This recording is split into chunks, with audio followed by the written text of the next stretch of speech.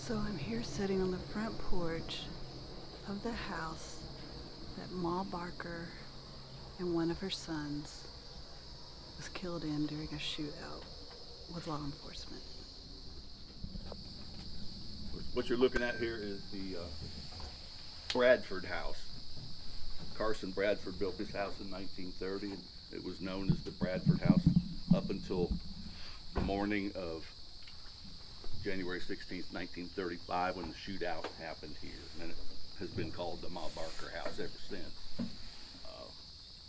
The house, of course, originally was in the little town of Ocklawaha up here. It sat about the same distance from the lake up there as it is here. It was built on 9 acres that Carson Bradford Jr.'s dad bought in 1892. It was built in 1930 by Carson Bradford Jr. at a cost of about $7,000. The house is 2,100 square feet. There's 4 bedrooms upstairs, bathroom upstairs, bathroom downstairs, kitchen in the back, so forth. Front porch here. The only thing that has been changed on the house basically since it was built is the front porch was eaten up by termites, so the whole decking there has all been replaced. Otherwise, it's pretty much the same as it was back in the 30s. Matter of fact, all the furniture, at least 90% of it, is original with the house. It was purchased in 1930.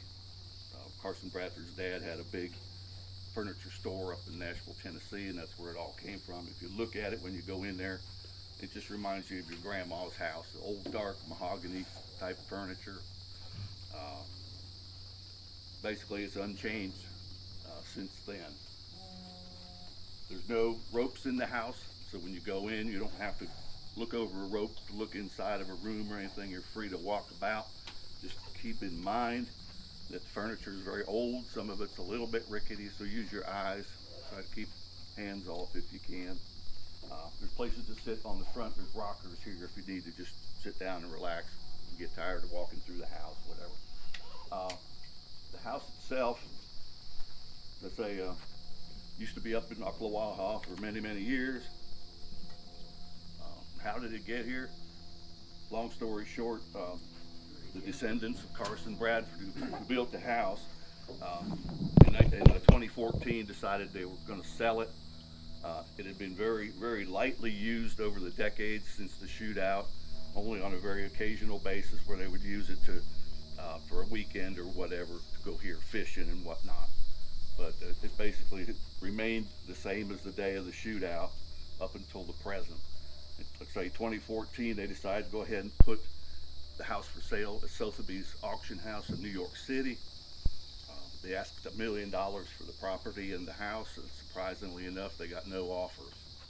The developers told the county, look, we don't want this house. In fact, we're going to knock it down.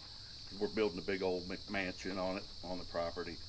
But if y'all want it, you got 30 days. If you want to move it out of there, you can have it for free. Local government moved quickly. They actually appropriated the money to have the house moved into the park here. They contracted with a company out of Jacksonville that specializes in moving houses. They looked at the property and said, well, we're going to move it over the streets. It's going to be a real headache, way too expensive with all the trees and power lines. We're going to go ahead and float it across the lake over here. So what they did was they dug up underneath the house. Of course, it's all sand here.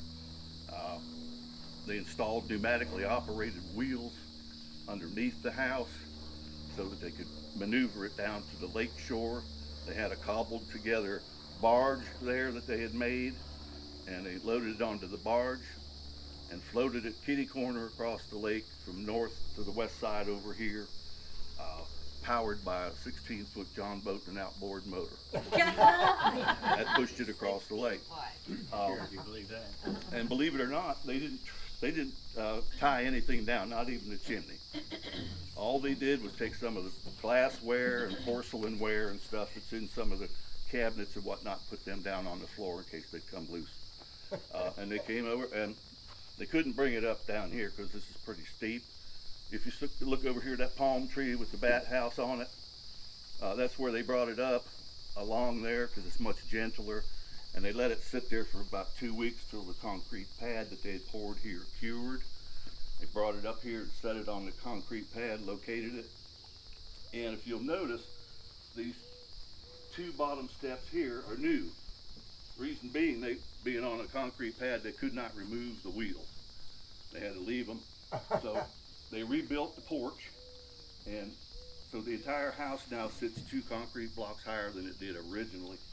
And they had a couple craftsmen come in and duplicate the brickwork and the woodwork there to make it look seamless.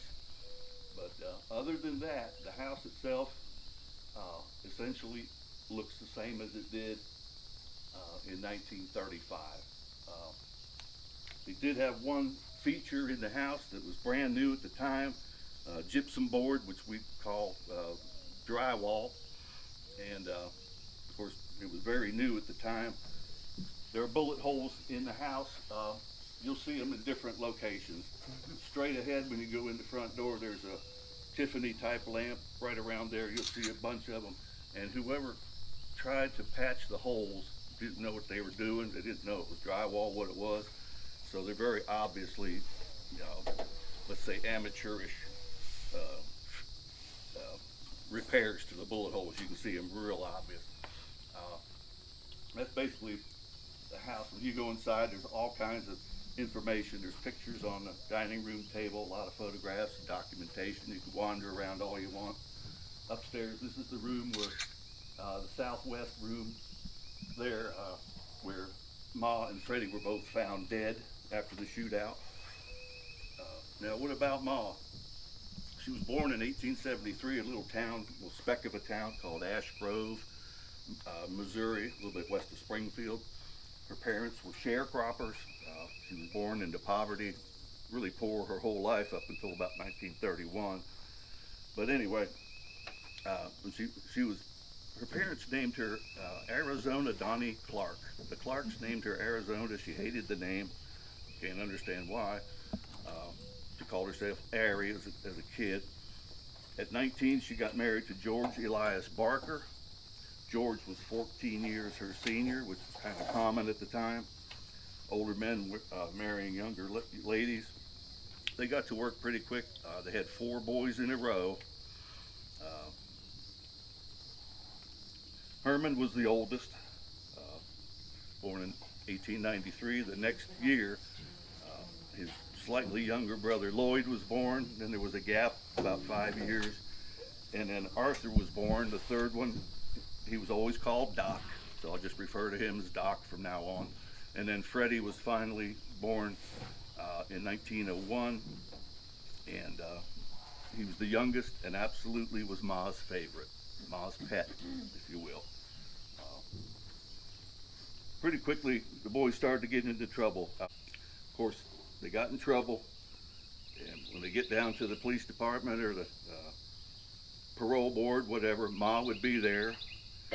She was kind of controlling the family. George was really, let's say, a weakling as far as trying to give her any kind of control. She would get down to the parole board or wherever the boys were being held, and she would plead their innocence and beg for forgiveness, and, try to get them released and so forth. And she actually was quite successful quite a few times. In the actually 1 year before this happened exactly, that's when they did the kidnapping, and from that point on, the gang was really scattered all over the place. Finally, on the 8th of December 1934, Doc Barker was up in Chicago, and finally the FBI located him. They were they surrounded where he was at. When he came out, he looked around and saw federal agents and just pretended he was going to surrender. Kind of ran across the street. It was winter time in Chicago, and he slipped and fell on his butt. They surround him and they say, "Hey, what's your name?" He says, "Oh, you know who I am." He says, "Well, where's your gun?" They couldn't believe he didn't have a gun on him. He says, It's in the house, and it a hell of a place for it. Anyway, they spirited him away real quick. They knew that if the rest of the gang found out that they had captured Doc, that it would pretty much be the end, trying to find the rest of the gang would be scattered again in different places. They already had kind of an idea that Freddie and Alvin Carpus and Ma were down in Florida somewhere. They weren't sure. At the same time, they captured Doc. They captured several other gang members. One of them was Brian Bolton. He was kind of not a real big member of the gang, but he saw their handwriting on the wall and said basically, I better spill my guts and see if I can get a better sentence because I'm going to get sent up the river. Told him everything he knew. He says, well, I know they're down at this lake somewhere. It's down in Florida, south of Jacksonville. It's in this little town. I know he's got his 1934 Buick down there, and they got a bunch of guns. They do a lot of fishing. They're looking for some old, big old gator named Old Joe, Gator Joe. And that's all I know. Is that they're down there, and they're going, yeah, you're just feeding this. But then they also found in the same, in his apartment there, that he had been hiding in, they found a map of Florida with this lake and Ocala circled. So they thought, well, maybe he's got it. Maybe he is telling the truth. E.J. Connolly was one of the lead special agents in charge, one of Hoover's very best special agents. He was assigned essentially to come down here, find them, and report back as soon as he found them.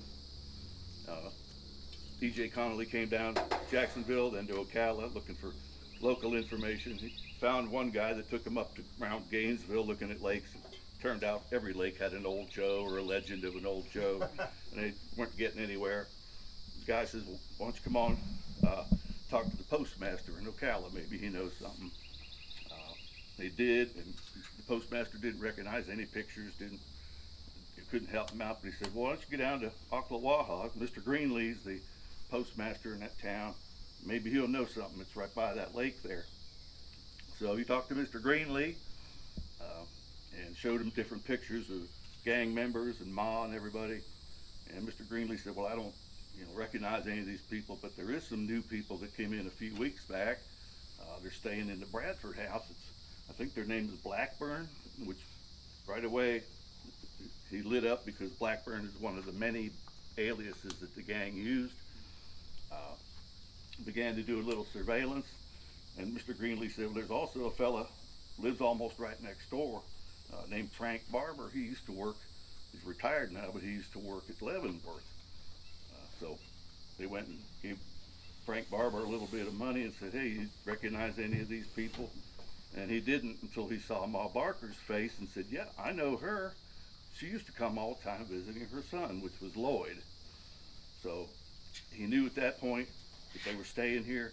They did a little reconnaissance on the lake, riding the boat back and forth.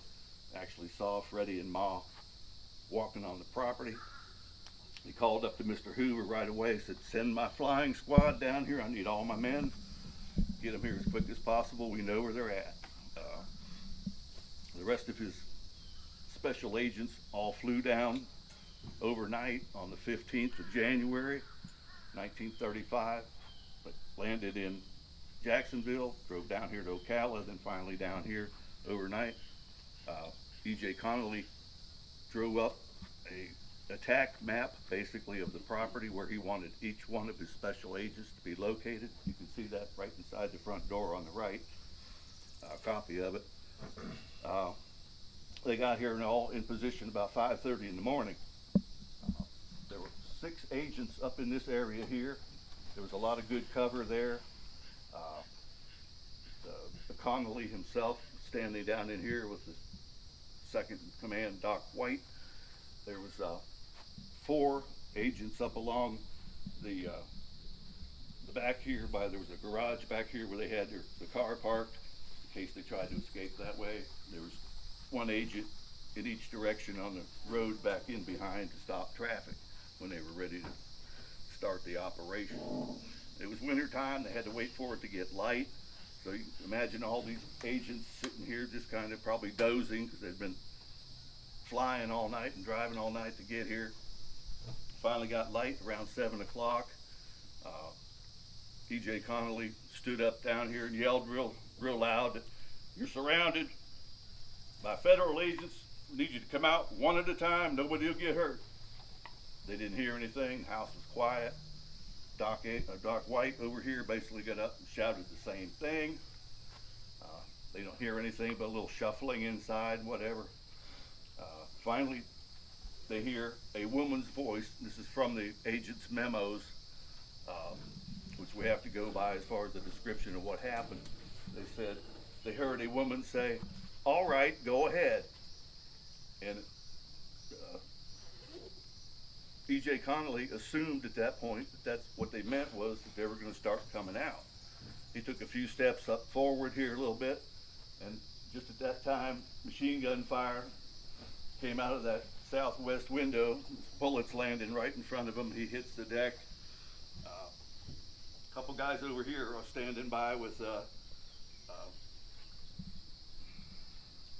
do you call that?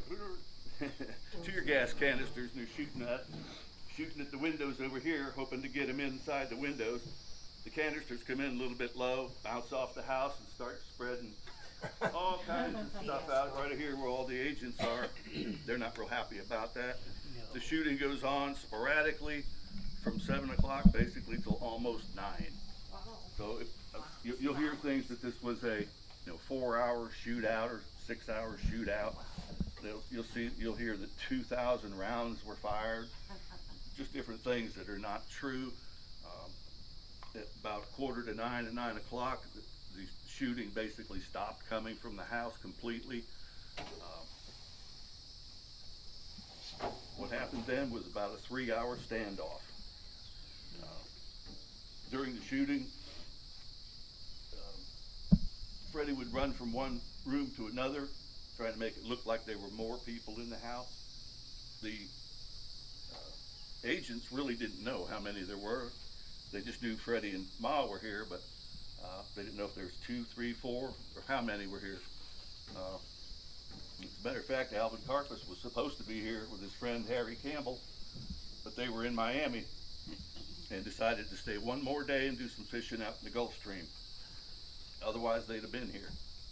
But in this case, it was just the two of them. For 3 hours between 9 and 12, nothing happened. We don't know what the agents were doing. Wawa wasn't open yet, so I don't know what they were doing. But about just around 12 o'clock, little caretaker house right over here on the property. They heard some rustling there, went over to investigate. Here comes a young black fella coming out, 26-year-old fella named Willie Woodbury, and his wife right behind him. So he interrogates him, "What are you doing here?" He says, "Well, we're working for the Blackburns. They hired us, take care of the place while they're here. And my wife's kind of being a maid for them. They pay us $5 a week. What's going on? We were hiding underneath the bed with all that shooting going on." And long story short, it gets a little crazy. The FBI agents claimed that he volunteered to go in the house, and they gave him a bulletproof vest, and he went on in. To his dying day, Willie Woodbury said, "No, that's not really what happened. They offered me $20, gave me a bulletproof vest, and asked me if I'd please go in." And that's what happened. He went in, got to the front door, and it was locked. Came back and said, "Hey, it's locked." They gave him a penknife to go cut the screen there. He went inside and looked at all the mess downstairs, broken glass and whatnot, windows shattered. And they're waiting out here, waiting. And finally, he gets upstairs and he sticks his head out this window. And he says, "Well, they're here." And they said, "Well, what are they doing?" "They're dead." And that was pretty much it. He came down. The FBI went in and secured the place, documented all the different rifles and submachine guns that they had and so forth. They called up to Mr. Futch, the coroner in Ocala. He came down, did his paperwork, did a description of how the bodies were found. Freddie was found lying face down on the floor. Had about 9 shots in his shoulder, and He had 2 shots in his head that had penetrated his skull, and one that was just a glancing blow. Ma Barker was in sort of the fetal position up against the wall, and she had 3 shots in her upper chest, one very close to her heart. The bodies were cleaned up. The Pyle Funeral Home came down, cleaned the bodies up, took them to the funeral home, put them on display on gurneys. They were on display there for several weeks. They said that so many people came to look at the bodies that the carpet right in front of there was almost wore out. They charged 50 cents a person to come in and view the bodies. And given that it was probably the biggest thing that had ever happened in this area since the dinosaurs, everybody came and looked at the bodies, went to see these famous gangsters. The bodies were unclaimed. They were embalmed and put on ice. George, the father, you remember him, he finally sued the government for the $14,000 that was found on the bodies. Ended up getting about $1,600 of it. He used that money in August, so the bodies laid in there for till August of that year. He had them transported out to Oklahoma, again to Williams Timber Hill Cemetery out there. So that's the end of this story here. Doc was convicted of participating in the Bremer kidnapping, was sentenced to Alcatraz. He was there 4 years and participated in engineering the only successful nighttime escape from Alcatraz. 5 individuals escaped. He was one of them. They got down as far as the water. The guards saw them, told them to stop. They were down there trying to cobble together some kind of a little raft to try to float away on. 3 of the inmates came back. Dale Stamphill and Doc Barker did not. They kept on trying. Guards shot them first in the legs.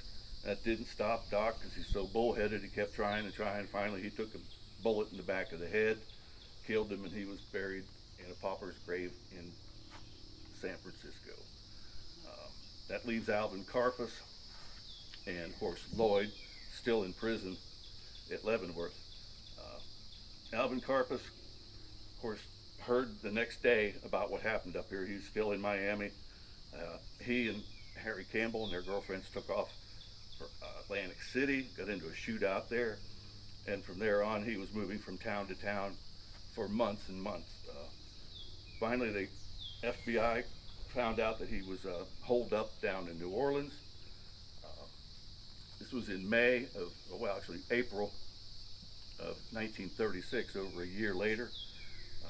Meanwhile, poor Mr. Hoover was getting raked over the coals by a certain Tennessee senator. They were trying to get more money for the FBI program, and the senator was giving Hoover a lot of grief because Hoover had never actually arrested anybody in his whole life. He'd always have to say, well, my men arrested this person and that person, and he kept being badgered, and he got pretty upset about that. So he told his men, when you do find Karpus, let me know. I'll fly wherever it is. I want to be there for the arrest. So when they finally cornered him down here in New Orleans, they got lucky. He came out with his buddy Fred Hunter. They hopped in their jalopy. They were going up to get a beer and some cigarettes, and they looked up and there's rifles in their faces, surrounded by the FBI. Made sure that everything was safe. They said, okay, boss, you can come out now. And here around the corner was Mr. Hoover and his buddy Clyde Tolson.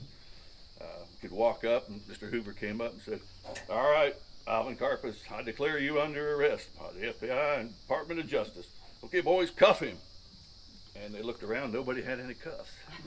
So they finally had to take one of the neckties off one of the agents and wrap around his hands and tie him up that way and hog tie him. And Mr. Hoover got to walk off with his last public enemy, number 1, with the flash bulbs flashing and all that. Never been charged.